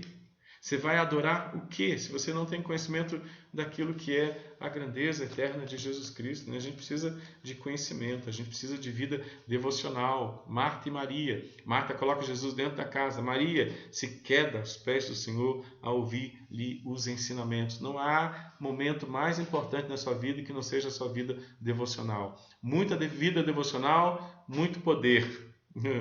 Pouca vida devocional, nenhum poder. Muita vida devocional, muita oração boa, muita ação boa, muita oração boa, muita adoração boa. Pouca vida devocional, ação ruim, oração ruim. Tem oração ruim? Tem bastante, viu? Tem adoração ruim? Tem. Oração sem conhecimento da verdade, né? Não relevando, não salientando a grandeza do Senhor, é adoração ruim. Ok. Jesus armou a sua tenda entre nós, Jesus habita conosco, Jesus tabernaculou conosco, né? Essa é a grandeza da sua realidade. Duas características marcantes de Jesus que foram herdadas do seu Pai são mostradas por João: a graça e a verdade, termos do Antigo Testamento que descrevem a aliança misericordiosa de Deus no relacionamento com o seu povo. A glória de Jesus não consistia em brilho do lado de fora, mas nas excelências morais do caráter de Deus, que Ele, como Filho, revelou plenamente à humanidade através da revelação plena que Ele traz do Senhor. O capítulo 1, 18, fala sobre a divindade de Jesus. O capítulo 1, versículo 1 até o versículo 18, fala sobre a divindade de Jesus. Agora, o capítulo 1, versículo 19 ao 2,12, fala sobre a revelação do Filho de Deus. O Messias, o Filho de Deus, é manifestado aos seus discípulos, é reconhecido no cumprimento das promessas do Antigo Testamento. Jesus é o Messias perfeito. João Batista não era o Messias, e ele mesmo testemunha acerca de Jesus. Ele viu a gloriosa manifestação da Trindade no batismo de Jesus, o que o levou a testificar que ele, Jesus, é o Filho de Deus. Agora presta atenção, irmãos. Tudo aponta para Jesus, né? O Pai fala do Filho, o Filho fala do Pai que fala dele, e o Espírito Santo só fala do Filho. Tudo voltado agora para testificar sobre o Filho. O assunto das Escrituras, né? A Bíblia é completamente cristocêntrica. O Pai é cristocêntrico, o Filho é cristocêntrico, o Espírito é cristocêntrico, e a igreja precisa ser cristocêntrica. Participação, Maria. Presbítero Marcel colocou: Olha, Marcelo. Conheçamos e prossigamos em conhecer ao Senhor. Sim. E o Rodolfo colocou: a fé deve estar presente em todos os momentos da vida, nos momentos de felicidade, na celebração, mas principalmente nos momentos de dúvida e provação. Cristo nunca abandona os seus filhos, mesmo conhecendo nossas falhas e fraquezas. Devotar o tempo aos estudos da palavra fortalece e enriquece o espírito do verdadeiro cristão. Que palavra maravilhosa, meu irmão. É isso mesmo, né? A gente mesmo... Romanos 5,8 ele fala que Deus prova o seu amor para conosco pelo fato de ter Cristo morrido por nós e traz a ideia de que a gente vai ser sempre pecador. Pecadores lutando contra o pecado. Porque a realidade de Cristo ela é a força para a gente lutar contra o pecado. A graça de Cristo é a força para a gente lutar contra o pecado, né? E a gente vai fazer isso no dia a dia, em todos os dias da nossa vida. E eu gosto do João capítulo, quando ele fala com a mulher samaritana, João capítulo 4, ele fala que os verdadeiros adoradores, né? Quem são os verdadeiros adoradores, né? São aqueles que adoram em espírito. O que é adorar em espírito? É lutar contra os pecados da minha carne. Né? A minha carne é carregadinha de pecado, viu, irmãos? Não se enganem. Né? Nós somos pecadores e nós gostamos muito do pecado. Infelizmente, nós gostamos do pecado. Qual é a graça que a gente tem? Jesus tabernaculou conosco, Jesus mora em nós através do Espírito Santo e a aula que ele nos dá é: combata os seus pecados e seja adorador. Como é que eu faço para combater os pecados? Nosso irmão Rodolfo deu a receita aí quando ele diz assim que a gente deve devotar tempo aos estudos da palavra, né, para que sejamos fortalecidos e enriquecidos com o verdadeiro espírito do verdadeiro cristão. Né? Quer crescer, meu irmão? Vai ler a Bíblia. Quer lutar contra o pecado? Vai ler a Bíblia. Quer entender a essência e a graça de Deus no universo? Vai ler a Bíblia. Nós temos o privilégio de ler a Bíblia. E quem não lê a Bíblia não está desenvolvendo uma boa ação. Quem não lê a Bíblia não está desenvolvendo uma boa oração. Quem não lê a Bíblia não está desenvolvendo uma boa adoração. Né? A parte que eu mais gosto da igreja é a parte que canta. Assim, e a parte que lê, a parte que estuda. Essa eu não gosto muito não. Você vai ser um crente medíocre e fraco. Porque a base da igreja, né, é o estudo e o conhecimento da palavra de Deus. Porque no estudo e no conhecimento da palavra de Deus, a gente sabe quem é o Deus da palavra. E sabendo quem é o Deus da palavra, isso gera ação, isso gera oração e isso gera adoração. Um crente dizer para você que não lê a Bíblia, mas que ora, não pede nem oração para ele. Porque ele não sabe que está agindo, ele não sabe que está orando, e ele não sabe nem adorar. Né? A vida do cristão é marcada por conhecimento da palavra de Deus, porque dá-se aos pés do Senhor para ouvir os ensinamentos. Mariana? Joelda colocou: verdade, pastor, o povo da igreja gosta de pecar. O povo da igreja gosta de pecar porque não gosta de ler. Porque o povo de Deus, quando ele começa a ler, o povo de Deus, quando ele começa a crescer e amadurecer, né, ele começa a agir corretamente. Meu irmão, é matemático. Assim, não estou bem espiritualmente, vai ler a Bíblia. Não estou orando corretamente, vai ler a Bíblia. Não estou adorando corretamente, vai ler a Bíblia. Eu preciso agir de conformidade com a vontade de Deus, vai ler a Bíblia. Eu não consigo ler a Bíblia, começa a ler João, meu irmão. Olha que maravilha, você vai poder dizer para a pessoa, vai ler a Bíblia, começa a ler em João. Vai lá olhar Jesus encarnado, o reino de Deus, o Deus do reino encarnado, que amou, que ama, que tem um projeto para os seus filhos através do conhecimento da sua palavra escrita. Né? Mais alguém? Rosi Oliver colocou: Rosi Oliver colocou: quando de fato vivemos a realidade de que Cristo esteve sempre na história, em cada detalhe, de Gênesis a Apocalipse, governando tudo e todos, até porque ele escreveu a história, então descansamos na certeza de que ele também escreveu a nossa história. Logo, seus propósitos serão cumpridos em seu tempo determinado. E, por isso, devemos transpassar essa realidade na firmeza de nossas falas, nossas atitudes e pensamentos. É interessante que a gente é consequência do conhecimento que a gente tem de Deus, né? A gente é consequência psicossomática é a palavra. A gente é consequência psicossomática, da mente para a ação daquilo que é a realidade de Cristo no nosso coração. Virou riminha, né? Mas olha, por exemplo, a gente que tem Facebook, as pessoas que têm WhatsApp, né? E as falas, as roupas, né? A gente é uma consequência visível de uma realidade que a gente tem na mente. A gente até eu tenho brincado muito com as pessoas, né? Nós somos o que postamos, né? Nós postamos o que somos, né? Nós postamos as nossas vaidades ou nós postamos as nossas verdades? A gente que lida com rede social, né? Quais são as nossas postagens, né? A gente que tem compromisso com a sociedade, né? A gente que tem uma profissão, a gente que estuda, a gente que trabalha, nós somos a expressão do que cremos.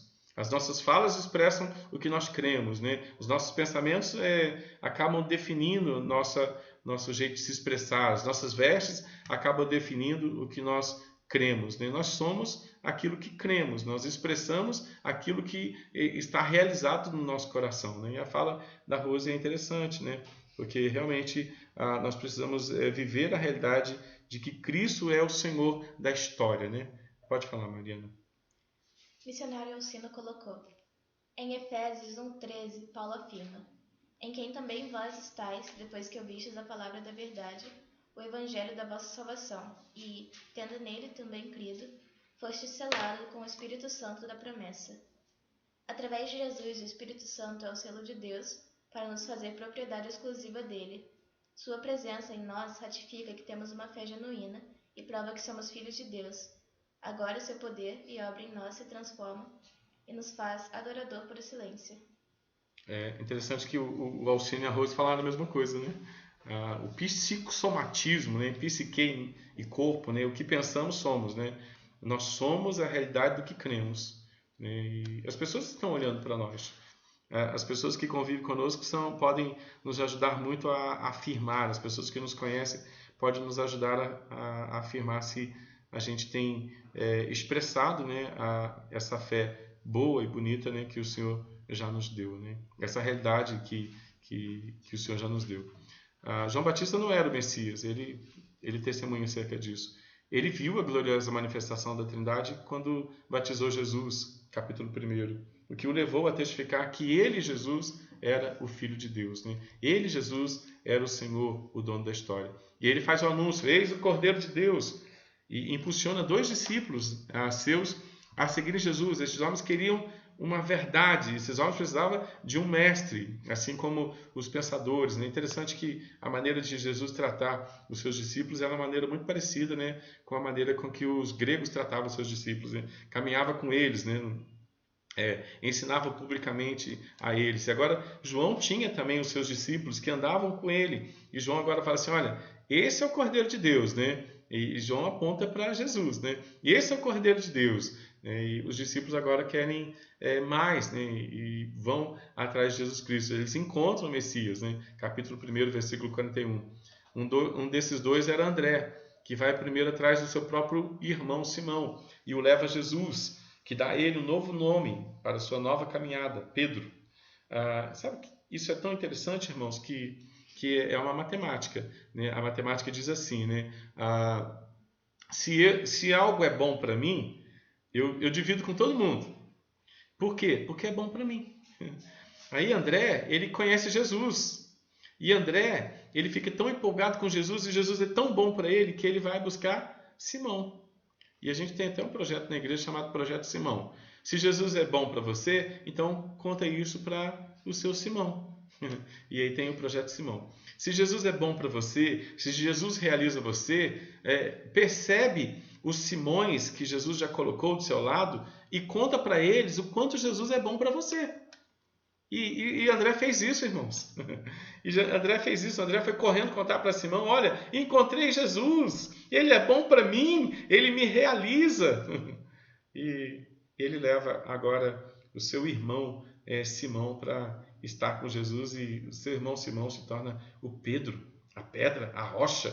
Alguém que é tratado e treinado por Jesus para ser um grande pregador na história da igreja, né? Simão, ele é muito parecido conosco, assim como André também é muito parecido conosco, né? André, ele precisa de uma referência, ele precisa de um mestre, né? Os judeus precisavam de uma referência, os gregos precisam de uma referência, as pessoas que trabalham com você precisam de uma referência, as pessoas que te veem no dia a dia precisam de uma referência, as pessoas que estudam com você precisam de uma referência, você precisa de uma referência, eu preciso de uma referência. E quando nós temos o Jesus tabernaculando conosco, o Deus do universo morando na gente, a gente tem a referência. A referência para viver a nossa vida, a referência para planejar a nossa vida, a referência para existir com consistência espiritual, entubado no reino de Deus, não entubado nessa terra que traz tanta luta. Essa terra, graças a Deus, traz um monte de luta para que dia a dia o povo de Deus esteja desentubado dessa terra, abandone o pecado e comece a glorificar mais o nome de Jesus, né? Então, Simão, agora André leva Simão Pedro a conhecimento de Jesus. No dia seguinte a esses acontecimentos, Jesus chama Felipe, que era da mesma cidade de André e Pedro, para segui-lo. O pano de fundo para a história que se segue é o cumprimento das expectativas judaicas. Filipe, agora, realizado com a graça de Deus, vai buscar Natanael. E, referindo-se às palavras de Moisés e dos profetas, declara: achamos aquele que os textos antigos falaram. Olha o casamento de Antigo Testamento com o Novo Testamento, né? Olha como que Filipe prega para Natanael. Natanael, encontramos aquele que o Antigo Testamento fala. Olha a grandeza, né, de no Novo Testamento pregar do Antigo Testamento como a verdade sobre Cristo. O Antigo Testamento fala sobre alguém. Esse alguém já veio, Novo Testamento. Já fez tudo o que a gente precisava. O que Jesus fez quando ele veio? Tudo. O que falta? Ele voltar.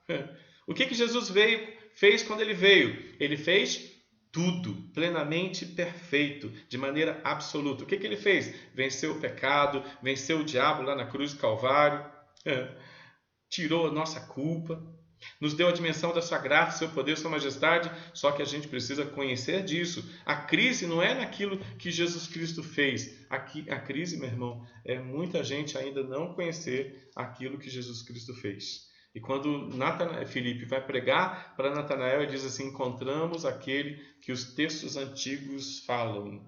E agora eles vão viver uma nova realidade em cima daquele que é Jesus Cristo, o verdadeiro Filho de Deus, o verdadeiro Deus, o Deus Todo-Poderoso que invadiu a história para que o seu nome fosse revelado, para que a sua glória fosse revelada e o seu povo agora vivesse a sua história para a glória de Jesus Cristo.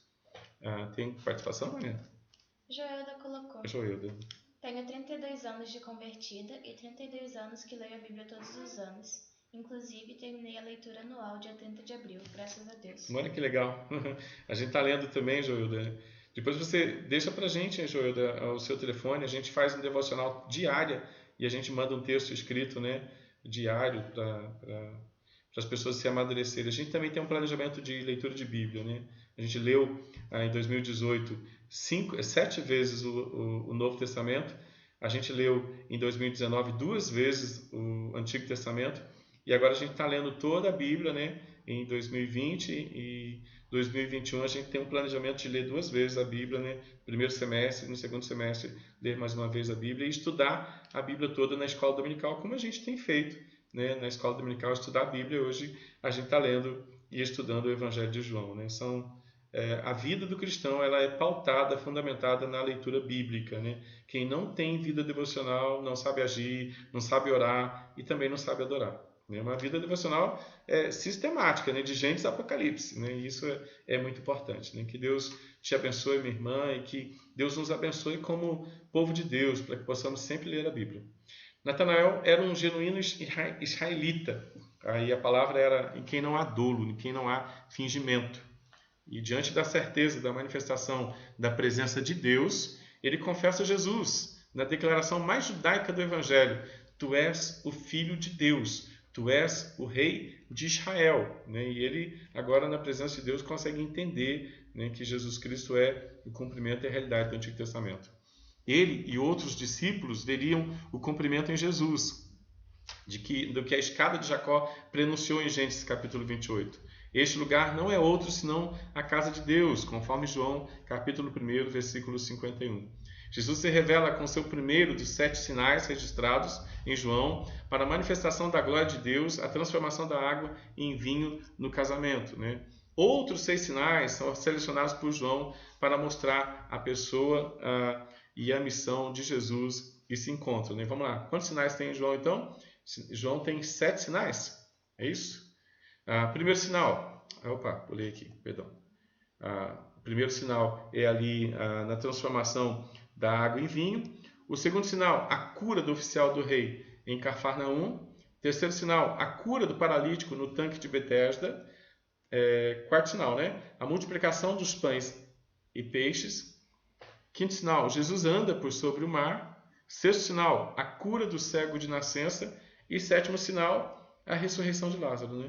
Cada sinal desses que Jesus faz expressam a glória e a grandeza do próprio Deus, que no Antigo Testamento se mostrou ao homem através de atos de poder e milagres, não trazendo uma solução para a realidade, porque a solução para a realidade é a vinda de Jesus, mas Deus sempre se mostrando onipotente, o grande poderoso, o único poderoso, sempre se mostrando onisciente. Eu sou o dono e escritor da história, como a nossa irmã Rose também participou afirmando. Ele escreveu a história. Jesus, ele conhece o futuro não porque ele consegue ver o futuro, ele conhece o futuro porque ele escreveu o futuro.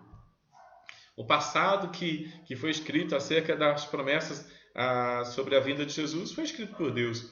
O dia de hoje, escrito por Deus.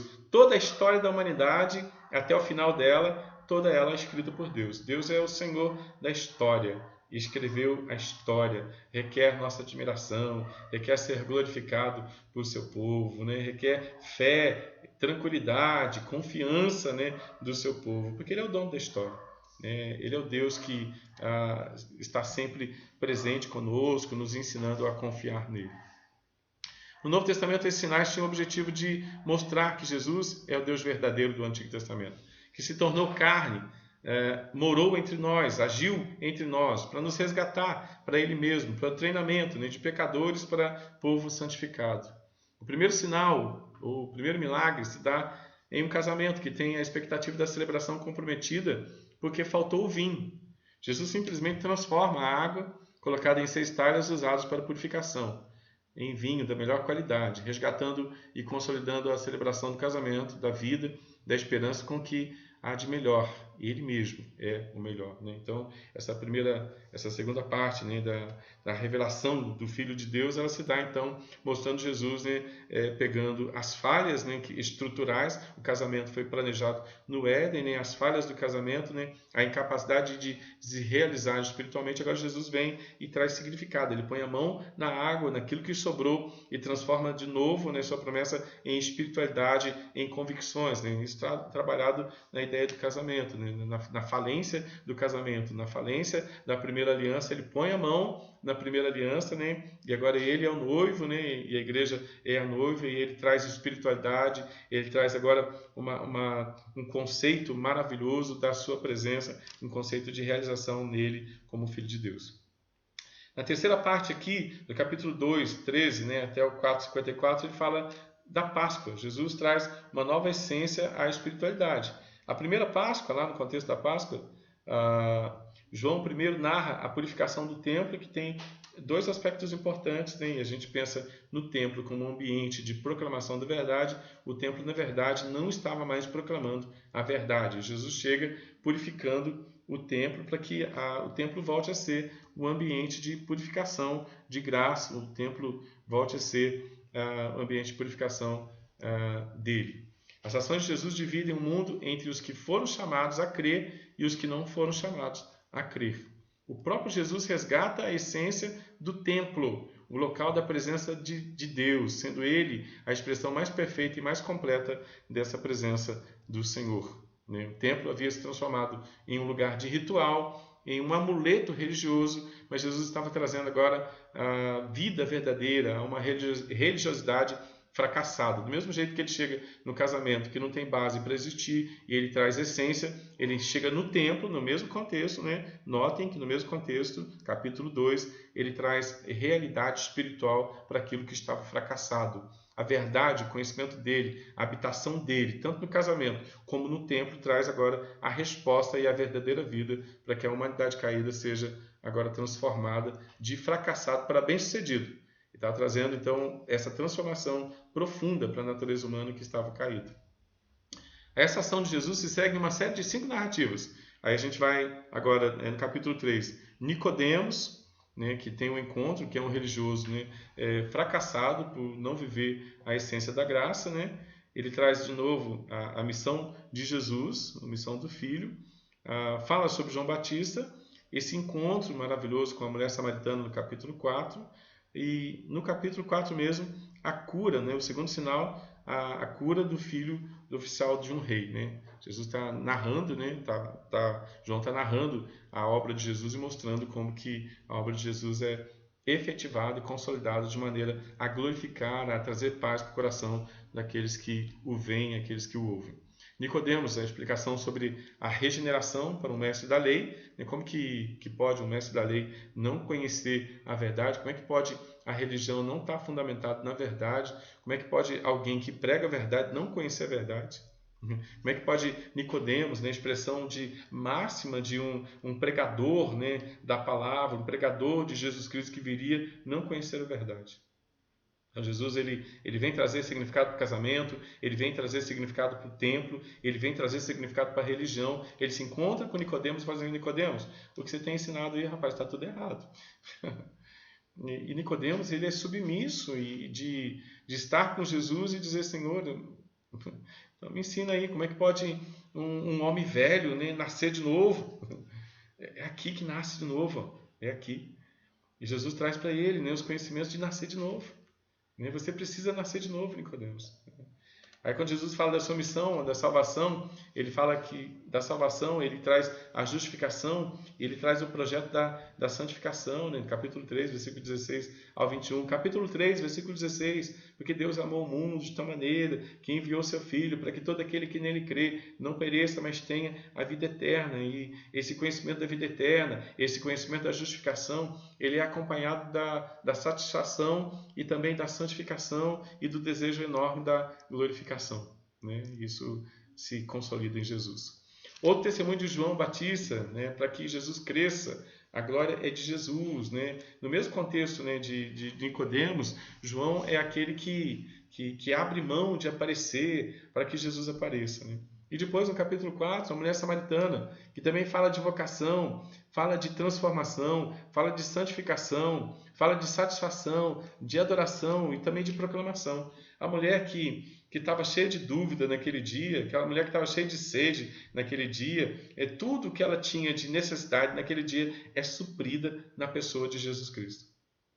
Aquela mulher que tinha sede, que foi buscar água ali com Jesus, naquele mesmo dia, aquela mulher, a sede acaba. Aquela mulher é realizada em termos de adoração. Aquela mulher, com muita satisfação no coração, ela volta para o seu contexto, onde ela estava no sexto marido, buscando paz em homens, buscando amor em homens, buscando alegria em homens, no sexto marido, sem realização nenhuma, ou seja, João capítulo 2, um casamento sem significado. Jesus agora traz significado para aquela mulher, ao ponto daquela mulher sair correndo, ser tratada e curada na sua essência e proclamar que ela encontrou Jesus Cristo. Olha o projeto de Simão.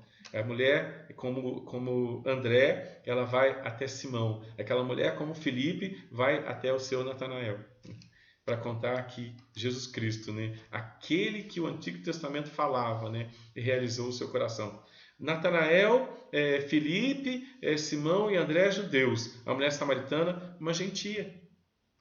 Então a gente vê que o Evangelho ele faz sentido não somente para o povo judeu, o Evangelho faz sentido para todos. Ele é a realização no coração e nas necessidades de todo mundo. O que alguém lá no extremo do nosso planeta precisa? De Jesus. O que alguém lá no norte, sul, leste, oeste precisa? É de Jesus. O povo, na sua essência, está clamando por Jesus. E o povo de Deus que conhece Jesus tem a resposta para aqueles que estão clamando, né? A mulher samaritana volta para o seu contexto, né? Volta para Samaria, prega Jesus. Jesus vai para aquele contexto e as pessoas se convertem naquele contexto. E agora, o filho do oficial do rei, né? O segundo sinal de Jesus. O povo queria ver algo acontecendo. Ainda estavam presos a uma fé superficial, uma fé onde nada acontecia, né? E Jesus vai lá e cura aquele menino e levanta a família, de novo aí Jesus trabalhando a família, restaurando a família para que a família o conheça. E finalmente os capítulos 5 a 6, onde Jesus ele é o Pai, onde Jesus é também o pão, Jesus é a realização, Jesus traz uma nova essência para a espiritualidade, Jesus é o significado de toda a espiritualidade. Jesus cura, salva e se declara como sendo um Pai. João narra a ação de Jesus durante o sábado, capítulo 5, do versículo 1 ao 18. A festa semanal ritualizada e desprezada no seu sentido mais profundo pela religiosidade judaica. Jesus cura um homem que há 38 anos estava preso. Preso ao quê? Sua doença física, sua doença espiritual, suas doenças emocionais e religiosas.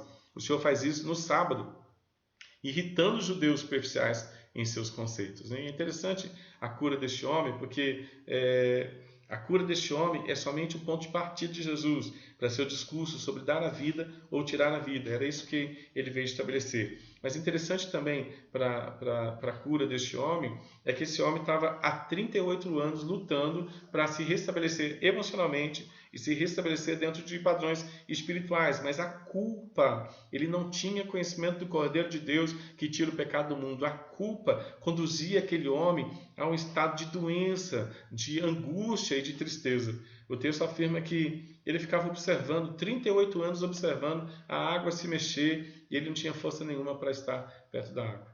Quando Jesus chega perto dele, Jesus pergunta para ele: você realmente quer ser curado? Porque a religião não trazia cura emocional para aquele homem. Ele estava atrás de um misticismo, irmãos. A água se mexer. E ele estava com medo de ter que encarar a situação de ser tratado naquilo que Jesus o tratou, naquilo que Jesus tratou na mulher samaritana também, que eram seus pecados. O pecado escravizava, a falta de conhecimento escravizava, a falta de vida devocional escravizava. Jesus chega ali conversando com os fariseus, irritando os fariseus, porque os fariseus também o estavam irritando, porque os fariseus, que deveriam ensinar a verdade, não estavam ensinando a verdade. Estavam vivendo da vaidade do ministério e não da verdade do ministério.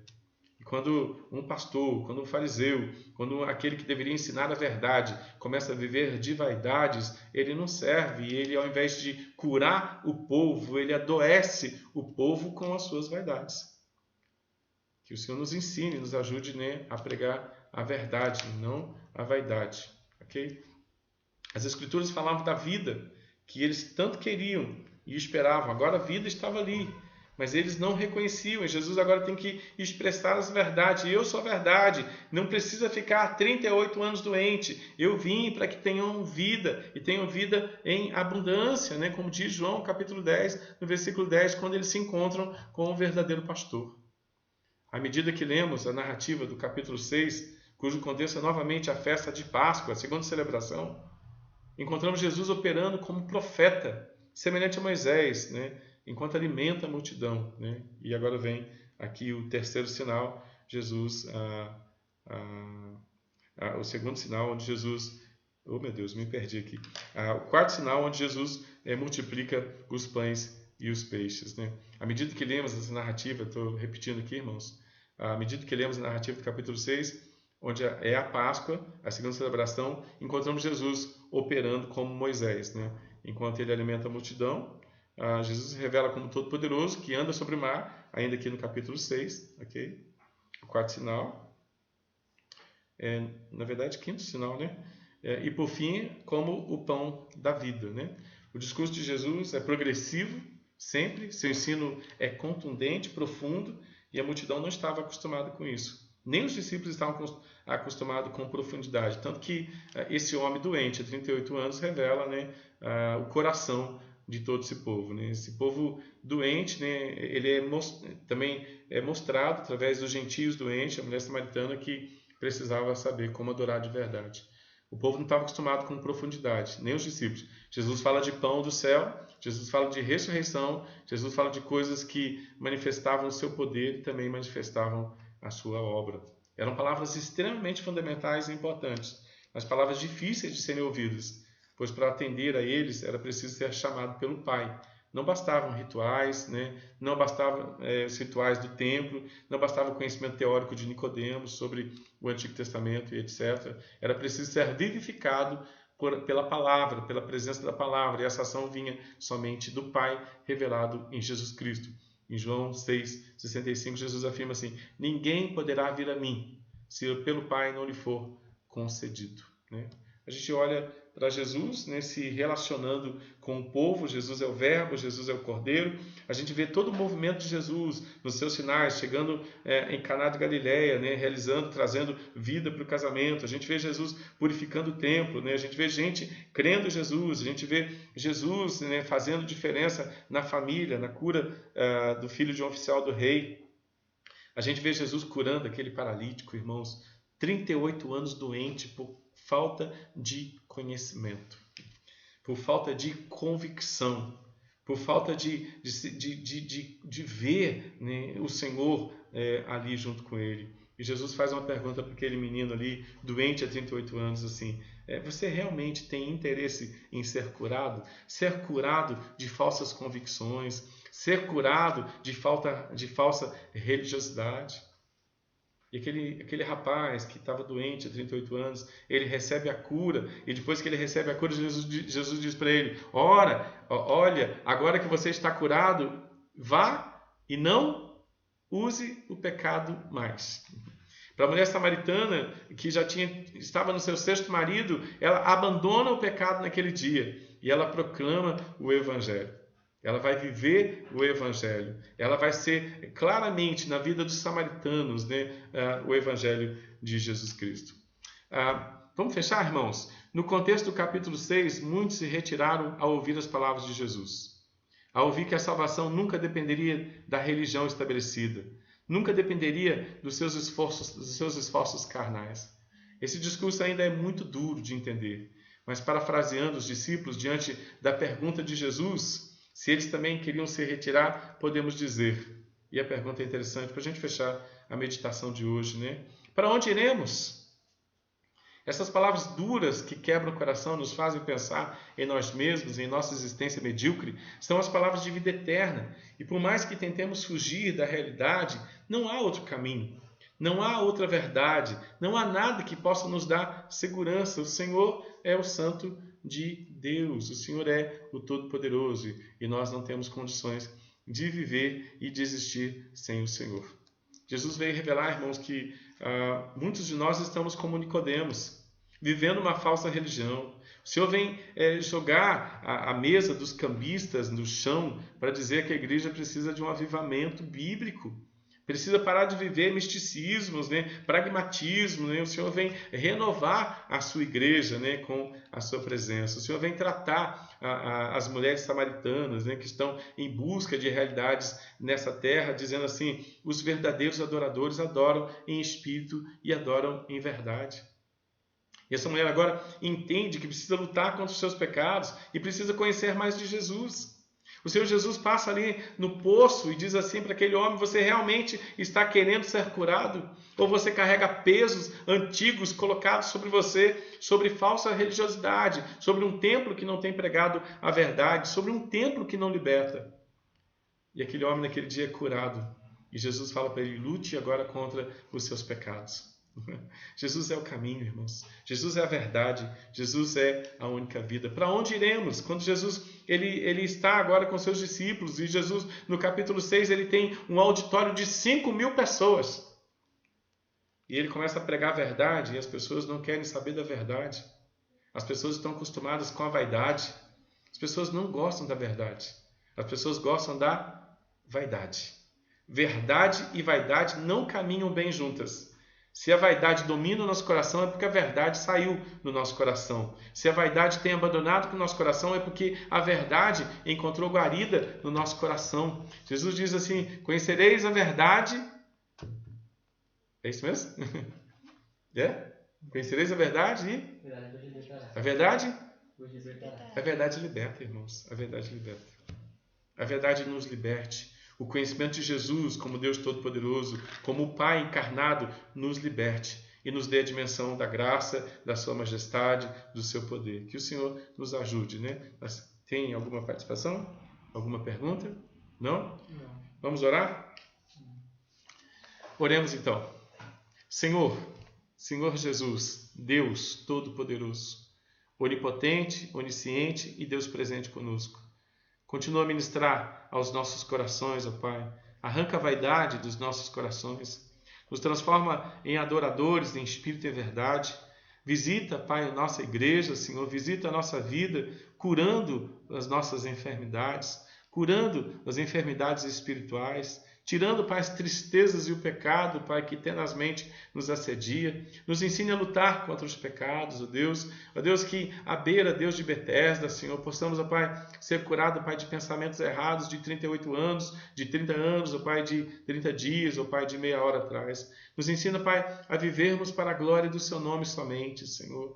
E nos ensine, Pai, a vivermos, ó Pai, conscientes, ó Pai, da Tua soberania, conscientes do Teu poder, da Tua majestade, mas principalmente da Tua presença, Pai, que nos levanta, Pai, que nos impede de vivermos para a glória do nosso nome. Arranca a vaidade, nos dê a verdade, nos dê simplicidade e autoridade para vivermos para a glória do Teu nome. É a nossa oração, Pai, no nome de Jesus. Amém e amém. Amém, irmãos. Nós vamos ter um cântico espiritual agora, né? Vamos participar juntos. Continuando o nosso louvor, nossa adoração ao nosso Deus, trouxe uma pessoa muito especial, minha família, Juliana, minha cunhada. Dá um oi, Ju. Oi. Então vamos exaltar o nome dele juntos. Amém? Amém.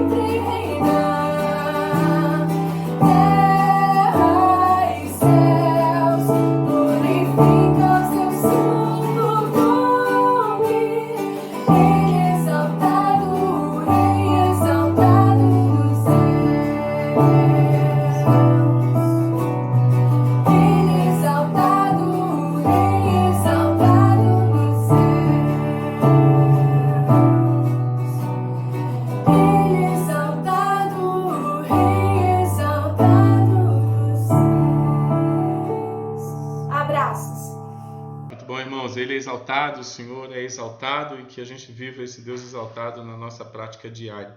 A gente queria agradecer a vocês que participam conosco, né? Muito obrigado por participar, né? Depois esse nosso estudo vai estar lá no YouTube, tá bom, irmãos? Aí quando você entrar no YouTube, você dá um joinha, dá o seu joinha lá, aperta o joinha. Se você não é inscrito no canal, se inscreva no canal, né? Isso é importante para que a divulgação dos nossos trabalhos, né, estejam indo para todo canto. Está aqui, né, está escrito aqui, ó, Igreja Presbiteriana de Vila Maria de Barra Mansa, né? Já tem um nomezinho, está lá no YouTube. Também temos no Instagram, IPB Vila Maria BM, né? Então, aparece lá, tá bom, irmãos? Deus abençoe, obrigado pela sua participação, obrigado por estar sempre conosco. Divulga, por favor, daqui a pouco você já pode colocar a divulgação, né? As pessoas divulgam tantas coisas hoje, divulga show, live de fulano de tal, de fulano mingau, né? Divulga a nossa igreja. Por favor, né? Seja psicossomático em relação à nossa igreja, né? Ame a nossa igreja, divulgue Jesus, divulgue os trabalhos da igreja, né? Uma recomendação pastoral, né? Use mais Jesus nas suas redes sociais, tá bom, amados irmãos? A paz seja com os irmãos, o amor, com fé da parte de Jesus, Pai e do Senhor Jesus Cristo. Efésios capítulo 6, versículo 23. Um abraço, Deus abençoe, até daqui a pouco no culto de adoração. Divulgue Jesus!